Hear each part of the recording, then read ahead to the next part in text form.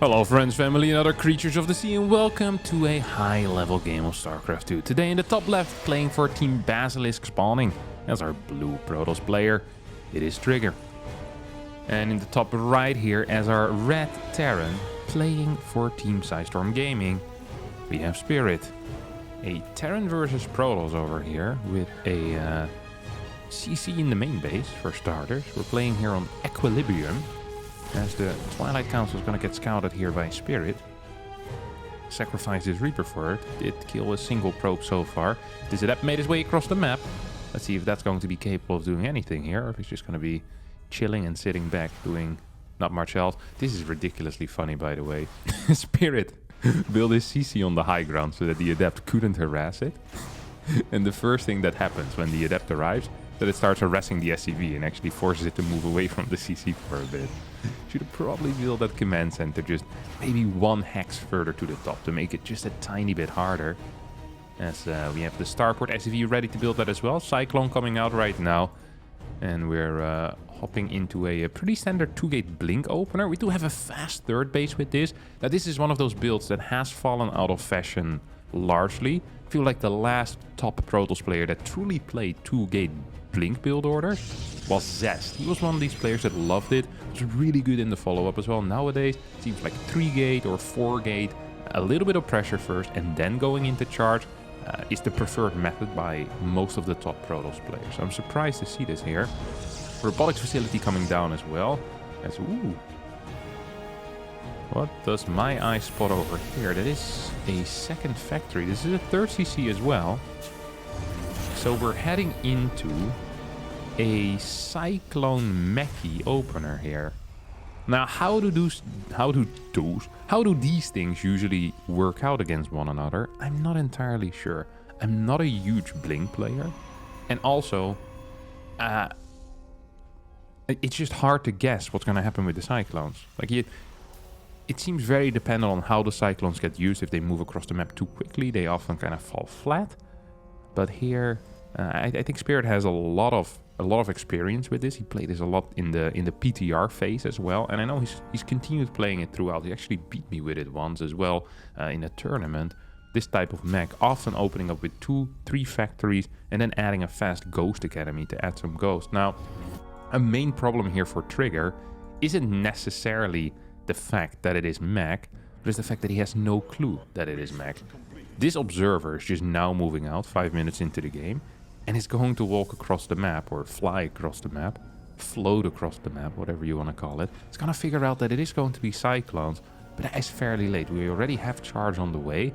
Do you want Colossus first? Do you want Disruptors? Maybe Immortals? I'd say get a robotics facility, pump out 1 or 2 Immortals to make life a little bit easier initially against any of the initial pushes, and then you just try and play map control with Charge Lot, Stalker, Immortal. I wouldn't even mind throwing in an Archon in there, although Archons against Ghost aren't brilliant. And then you eventually like to transition into either the Tempest or perhaps into Disruptors as well. I think there are a combination of the two.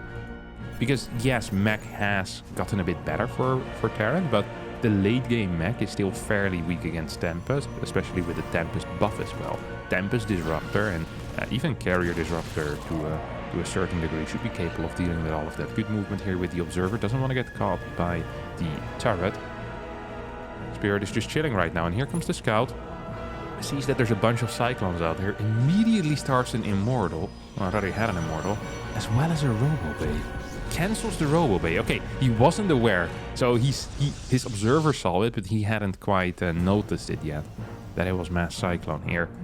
Here we have 3 Cyclones moving around. Now, pre-patch, this would have been an insane move to make. Cyclones were very expensive. You didn't just throw them away like this. But right now, Cyclone can be used as a harassment unit. You can't just send 3 in a base and say, hey, let's have at it, boys, and see where it brings us, you know? I think that is a completely fair thing to do here, and that is exactly what Spirit is doing as he makes his move out with the main army. The single Ghost, big EMP here hits. Scan perhaps should have been used there, as now the triple Cyclones move in, and look at the damage output of these bad boys here on those probes. 3-shotting them, of course, as a couple go down instantly. Stalkers move in, no A move here on those Cyclones, and they won't latch onto anything. Double Immortals really being the saving grace here for Trigger, who gets to stay alive for now. That was a scary, scary moment, though. Stalker should be capable of taking this out. One more Stalker will fall. We get a blink forward, one more shot. There we go. Cyclones get taken out, at least the bottom 3. These bad boys roll in very aggressively here, saying, hey, Immortals are quite slow. If I can just run into places where your Immortals aren't, surely that's going to be good for me. And so far that seems to be the case, taking out a lot of units. Resources lost 2k against 3200 in favor of the Terran. Still has that observer vision here, sees more and more of these Cyclones pumping out of the factory, as I feel like these fights are not the ones that Spirit wants to take. Spirit doesn't want a straight up fight against Immortals. It seems like a very, very bad idea, to be quite honest. Especially as long as there's no EMPs available. Has to be extremely careful here. Upgrades haven't started yet, as the armory gets thrown down after 5 factories. That is very late, and don't forget, these guys actually benefit a lot from upgrades right now. So important to get those out ASAP. I'd also love to see just a second forge for the armor, because like I said, upgrades are quite important. There's plenty of cash. It is equilibrium. We have the gold base. We're gonna get the rich Vespine geyser over here for Trigger as well. So Trigger is swimming in it. Spirit has taken the more conservative blue mineral base. I wouldn't have minded him taking this gold one, because, well, to me it feels like he kind of is in control. And if you're in control, you're definitely allowed to take it. As Trigger now is trying to establish something. 2 Hellions make their way across the map. Blue Flame, of course, has finished already. And that means that these Hellions could be quite impactful when it comes to a little bit of harassment. This is often how mech deals damage, or how mech wins games. It's not by taking insane fights. It is by denying your opponent's proc count throughout the game. Oh, here we go. A little bit of a fight. EMPs. 1 is available. No, 2 are available. It's both of these on the Immortals, removing both the shield as well as the barrier, or whatever it's called. 2 Hellions once again being sent in. Are these the same ones from earlier? I think it's a different set of cars here. We'll get a couple of kills, but with 2 Hellions you don't actually you don't actually one volley these probes. So a little bit unfortunate. Cyclone still moving across the map. It's important for Spirit here to find out that there are observers around, because I mean, this is fairly transparent as to what is going on if you're Spirit here. I mean, you see it fly the entire time, and this needs to be scanned. There we go. A little bit sloppy as Trigger sends in a prism here. Spirit is ready, though. Gonna be ready, in position. Trigger is just gonna pull back, but this forces a bunch of units into the main base, and that in and by itself is already worth it. Another Immortal makes its way across the map, as the total Immortal count is now up to 7. Very solid number to deal with Cyclones. Question is, do we have enough to deal with tanks as well? In order to deal with tanks, you really need high zealot counts as well as archons usually. There are not that many ghosts. I actually think that archons might have been useful to have here, even though there are ghosts out. Like just having 3, 4, 5 archons, all of these EMPs are connecting with the Immortals. Right now this is not a fight that I think Trigger wants to take. Perhaps I am wrong. He's kind of breaking through, but the 2 tanks in the back I feel like should be good enough. Oh wow. This went much better for Trigger than I thought it would. Sure, it was +2 versus 0 units, but I still believe that Trigger wasn't just going to break through. Wow. I'm very surprised by that. I'm actually very surprised. Now, reinforcements are plentiful here for Spirit, who is on 7 factories already, pumping out units. Well, this factory isn't quite pumping out units. It's pumping out a tech lab, but it's getting closer and closer. 6th base now on the way for Trigger, who continues expanding at a high pace. Spirit also wants to finally take this gold base with those rich Vespine geyser gases, whatever you want to call it. As we have +2 vehicle weapons. This is one hell of a turret ring that is being put up here. We have some turrets down here too. And I think this is going to be the end of the prisms, as we know it at least. I'd love to see another prism going to the main base. It's genuinely a very powerful thing to have prisms. So we have a prism going in now towards the 3rd base, or at least a zealot warping going in towards the 3rd. Trigger's trying to just distract his opponent a little bit here. These zealots move in. Now should be pulled away. Don't want to lose all of them for free. Is gonna lose all of them for free, however. There's only 3 ghosts here. There's no air transition coming out of Trigger quite yet. Has a lot of cash. Has a lot of gas in the bank as well. Now we're seeing the Stargates being thrown down. No Dark Shrine either. I'm not sure if I'm surprised by that. I feel like the Dark Shrine is one of the most underutilized tools against mech, usually.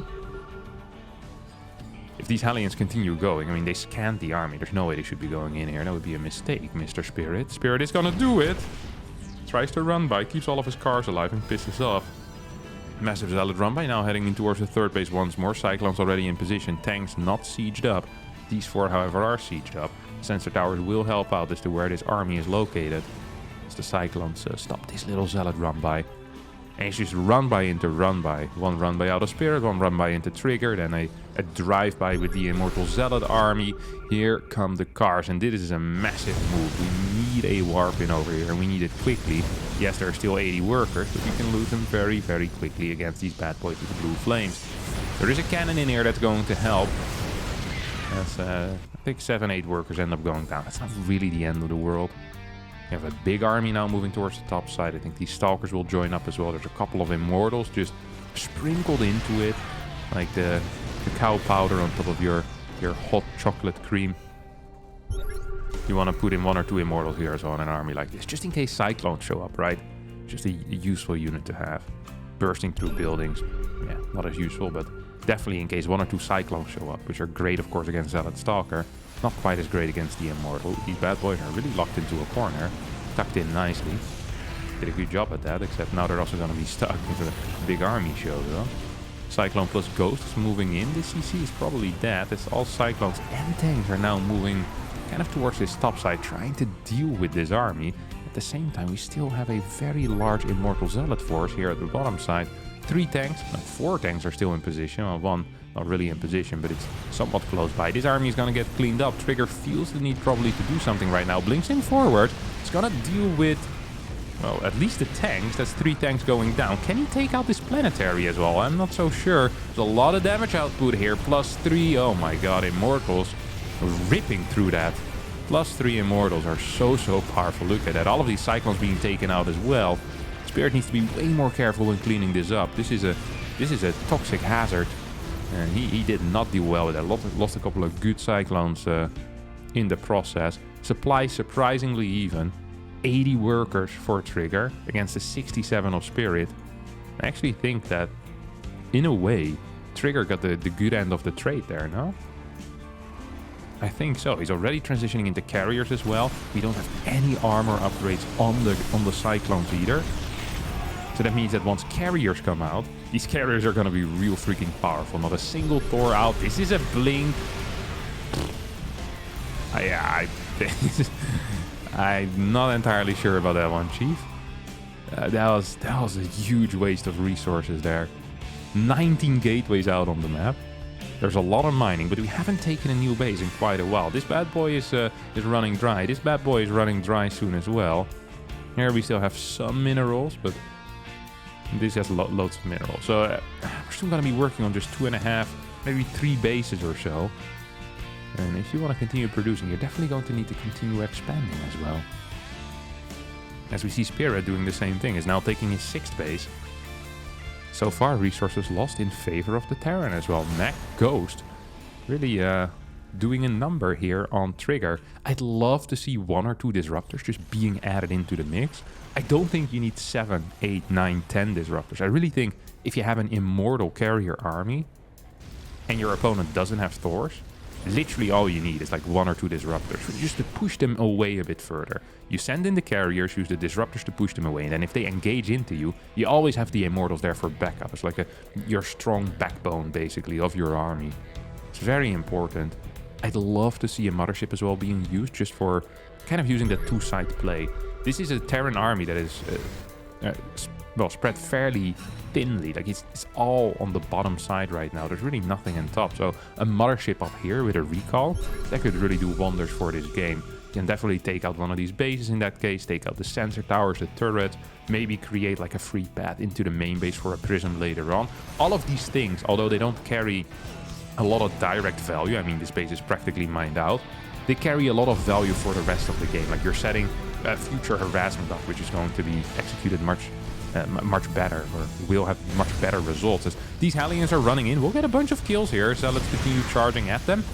As a carrier has been spotted right now, and I wonder what Spirit's plan is going to be to deal with carriers. Is it going to be Thors or just mass Cyclones? He has 27 Cyclones with 9 more on the way. So far 62 Cyclones have gone down already. This Immortal's gonna get taken out. Sloppy attack so far by Trigger. Okay, here we go. There's only 3 tanks in this army. That is very little. Carrier gets taken out by the Cyclone Force. EMPs are connecting all around this army. Carrier's coming in with a flank. That is not quite how you want to use carriers. It's a kind of sloppy play here coming out of Trigger, who I think has the correct army, but needs a flank of Zealots from the bottom side, if anything. Just doesn't have the cash really available.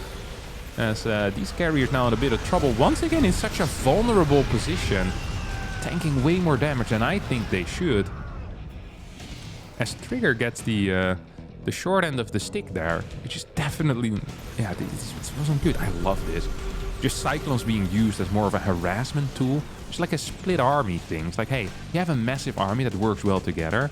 I have a massive army that works well when it's split. So I love these little splits. I think this is exactly how you want to be playing against Carrier Immortal. Same if there are Disruptors out. Because it's so hard to chase the Cyclone. There are very little units that are good at chasing Cyclones. The only unit that can chase a Cyclone realistically is the Immortal. Because if that Immortal is chasing you, it shoots you once, you're practically dead as the Cyclone. So I think that is a good call here.